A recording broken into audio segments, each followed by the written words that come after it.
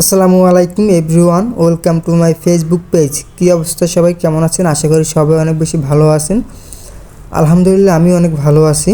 আমি এখন যাচ্ছি লঞ্চঘাট যাওয়ার কারণ হচ্ছে যে আমার যে স্যার উনি দীর্ঘ 4-5 দিন পর শ্রীলঙ্কা থেকে আসতে আসে। 4-5 দিন আগে শ্রীলঙ্কা গেছিলো, তো 4-5 দিন পর শ্রীলঙ্কা থেকে আসতে আসে। তো গতকালকে ঢাকায় এসে পৌঁছেছে। তো আজকে গতকাল রাত্রি লঞ্চে উঠছে।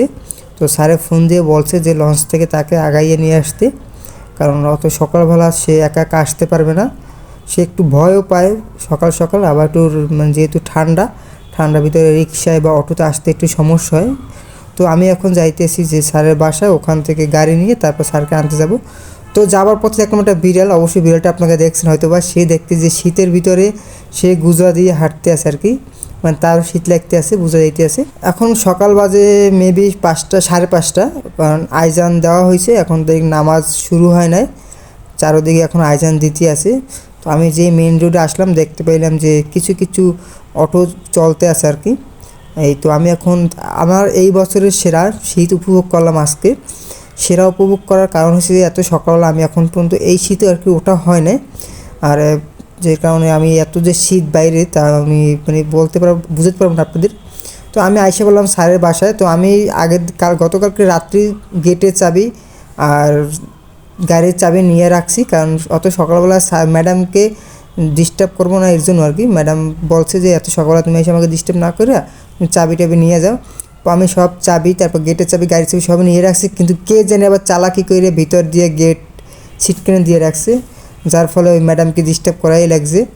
যাই হোক, পরে ম্যাডামকে উঠাইলাম, তারপর ম্যাডামের ছেলে এসে গেটটা খুলে দিছে। তো আমি এখন গাড়ি নিয়ে বের হব, স্যারকে নিতে যাব এখন। তো আমি অলরেডি বের হয়ে গেছি। তবে আজকে কিন্তু তেমন একটা কোনো কুয়াশা নাই। তাছাড়া এই বছরটা কিন্তু অনেক শীত কম, প্লাস কুয়াশাও অনেক কম। কুয়াশা নাই বললেই চলে।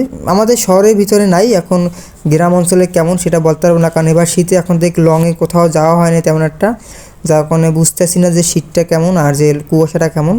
কারণ শহরের ভিতরে রয়েছি, তো এখন পর্যন্ত আমাদের বরিশাল শহরে কোনো শীত উপভোগ করি নেই তেমন একটা, মোটামুটি ভালোই আছি এবার শীতে। তো আমি এখন যাইতে আছি যে লঞ্চঘাট।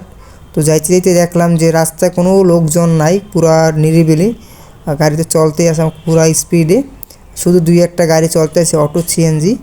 এখন পর্যন্ত নামাজটাও শুরু হয় নাই ফজরের। তো আমি এত সকালবেলা বের হয়ে গেছি, লঞ্চ আরও অনেক আগে ভেসছে ঘাটে, আমাদের বরিশালের ঘাটে। তো আমি খুব তার স্পিডে যাইতে আছি আর কি। তো ভালোই লাগতেছিল আসলে সকালবেলা গাড়ি চালাইতে, খুব নিরিবিলি, গাড়ি নাই বললেই চলে আর কি, মানে খুব ঠান্ডা থাকে, মানে একটু স্পিডে চালানো যায়। আর একটু মানে যদি জানলা খোলা থাকে, অবশ্যই শীতের জন্য ক্ষতি জানলা খোলা রাখলে, গরমে কিন্তু অনেক মজা গাড়ি চালাইতে, জানালা হালকা খোলা রাখতে চালাইলে সেই মজা। তো যাই হোক, আমি এই বলতে বলতে আর চলে আসলাম যে সদর রোডে। তো এর ভিতরে একটু সমস্যা হয়েছে, যে সমস্যাটা হয়েছে আমি গাড়ি নিয়ে আমি লঞ্চঘাট চলে গেছি। তো লঞ্চঘাটের ভিতরে যেখানে গাড়ি পার্কিংয়ের জায়গা, সেখানে কিছু কাজ চলতে আছে, যার কারণে সেখানে গাড়ি পার্কিং করা যাইতেছে না। তো আমি 1 নম্বর গেট দিয়ে গাড়িটা ঢুকাইছি, কিন্তু ঢুকাইনের পরেও দেখছি অনেক বিপদে পড়ছি। ব্যাপারটা হয়েছে যে 1 নম্বর গেটে পুরো অটো, রিক্সা, তারপর একটা ট্রাক দিয়ে ফুল ফিল আপ করে রাখছে, মানে জায়গাটা ব্লক করে রাখছে, যার কারণে গাড়িটা ওখানে ঢুকাইয়া অনেকটা মহা বিপদে পড়ছিলাম আমি। তারপর যেভাবে হোক গাড়িটা কাটাইয়া এই জায়গা দিয়ে আর কি, এই জায়গা দিয়ে কাটাই, পরে গাড়ির মেন রোডের পাশে রাখে তারপর আমি লঞ্চের ভিতরে গেছি। এই দেখেন যে কী পরিমাণে গাড়ি রাখা এই জায়গায়। এই জায়গায় যদি একটা গাড়ি আমি রাখি তাহলে রাস্তাটা ফুল ব্লক হয়ে যাবে। আমি চেষ্টা করলে রাখতে পারতাম, কিন্তু রাখলে মানে রাস্তাটা ফুল ব্লক হয়ে যেতে, একটা মানে রিক্সাও যাইতে পারতো না এমন জায়গা। তো আমি লঞ্চ টার্মিনালের ভিতরে ঢুকে গেলাম, ঢুকে দেখলাম তো আপনারা তো দেখতেই পাইছেন যে মানুষ কীভাবে কম্বল মুড়া দিয়ে শুয়ে আছে, আসলে কতটা কষ্ট করতেছি শীতে। যাক, আমি এখন আসছি কুয়াকাটা 2 লঞ্চে। তো কুয়াকাটা 2 লঞ্চটা খুব সুন্দর একটা লঞ্চ। আর যারা বরিশালে থাকেন, বরিশাল লঞ্চে উঠছেন, তারা জানেন যে আসলে লঞ্চগুলো কেমন দেখতে আমাকেও। তো আমি লঞ্চের বিষয়ে কিছু নাই বলি, যারা লঞ্চে এখনও চড়েন নাই, অন্য অন্য জেলার বিভাগের লোক, তারা অবশ্যই জীবনে একবার হইলেও লঞ্চে উঠবেন, লঞ্চ উপভোগ করার জন্য। এই হচ্ছে আমার স্যারের কেবিন, 219 নম্বর কেবিন।